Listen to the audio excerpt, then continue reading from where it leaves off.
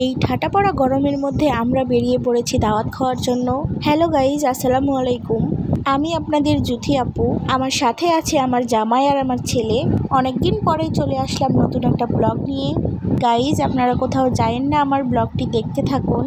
আশা করছি আপনাদের কাছে পুরো ব্লগটি ভালো লাগবে।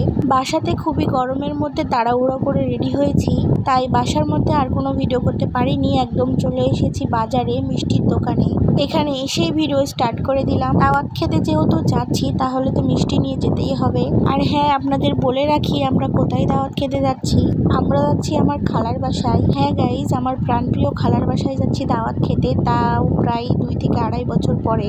আমার খালাতো বোনের পছন্দের কালো মিষ্টি নিয়ে নিলাম, সাথে নিলাম 1 পাতিল দই। এইদিকে তো আমার ছেলে ঘুমিয়ে পড়েছে, আর আজকে এত পরিমাণ গরম পড়েছে, গরমের মধ্যে বোরখা পরে একদম সেদ্ধ হয়ে গেলাম। আমরা কোথাও গেলে এই দোকান থেকেই সবসময় দই মিষ্টি নিয়ে থাকি। এই দোকানের দই মিষ্টি সবসময় খেতে অনেক মজা হয়, আর সবসময় ফ্রেশ দই মিষ্টিটাই পাওয়া যায় এই দোকানে। যাই হোক, ফ্রিতে একটু দোকানের প্রমোশন করে দিলাম। এখন সকাল 10টার মতো বাজে, আর চারিদিকে কি পরিমাণ রোদ পড়েছে। এখন দোকান থেকে দই মিষ্টি নিয়ে টাকাটা দিয়ে আমরা এখান থেকে বেরিয়ে যাব। আমাদের বাসা থেকে প্রায় অনেকটা পথ যেতে হবে আমাদের। সাফওয়ান পেটে না আসতে শেষবার গিয়েছি খালার বাসায়। সাফওয়ানের এখন 6 মাস বয়স চলে, এখন আবার যাচ্ছি খালার বাসায়। আমার মায়েরা 4 বোন, আর আজকে যাচ্ছি আমরা আমার ছোট খালার বাসায়। কি আর বলবো, দুঃখের কথা। বাড়িতে বাইক থাকা সত্ত্বেও অটোতে করে যাতায়াত করতে হচ্ছে যেখানে সেখানে, কারণ বাসায় বাইক থাকলেও বাইক চালানোর মতো তেল নাই। আর দেশের যে পরিস্থিতি, তেল কোথাও পাওয়াও যাচ্ছে না। আমার ছেলের গাড়িতে উঠতে না উঠতেই ঘুম ভেঙে গেল। প্রচুর বাতাস ছিল অটোর মধ্যে, ভালোই লাগছিল গরমের মধ্যে এরকম বাতাস। আমার ছেলেটা কি সুন্দর করে তাকিয়ে আছে, তার ঘুম ভেঙেও যেন ভাঙছে না। সাফওয়ান হওয়ার আগে আমি আল্লাহর কাছে সুস্থ সবল একটা নেককার সন্তান চাইতাম। আলহামদুলিল্লাহ, আল্লাহ তাআলা আমার দোয়া কবুল করেছেন। আল্লাহর কাছে আমি যেমনটা চেয়েছি ঠিক তেমনটাই আল্লাহ তাআলা আমার কোল আলো করে দিয়েছেন। আলহামদুলিল্লাহ। আমার ছেলেকে দেখে সবাই মাশাআল্লাহ বলবেন। বেশ অনেকটা পথ জার্নি করার পর আমরা চলে আসলাম নহাটা বাজারে। এবার এখান থেকে যেতে হবে আমার খালার বাসায়। এতটা পথ জার্নি করার জন্য আমি খুবই ক্লান্ত হয়ে গিয়েছি, তাই আমরা মা ছেলেতে এখানে বসেছিলাম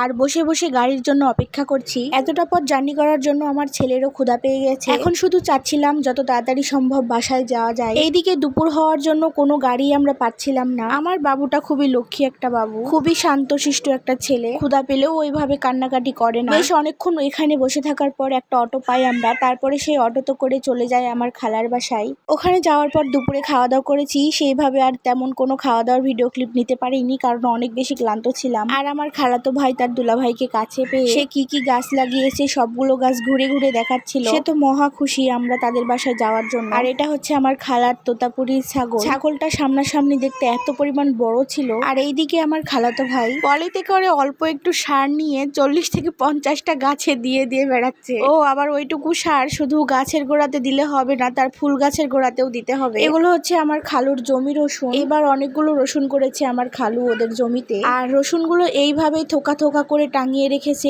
এইভাবে তুলে রসুনগুলো খুবই ভালো থাকে। আজকের মতো ভিডিওটি এখানেই শেষ করছি। আমার ভিডিওটি কেমন লাগলো অবশ্যই কমেন্ট করে জানাবেন, আর নিত্য নতুন সুন্দর সুন্দর ভিডিও পেতে আমার পেজের সাথেই থাকবেন। আল্লাহ হাফেজ সবাইকে।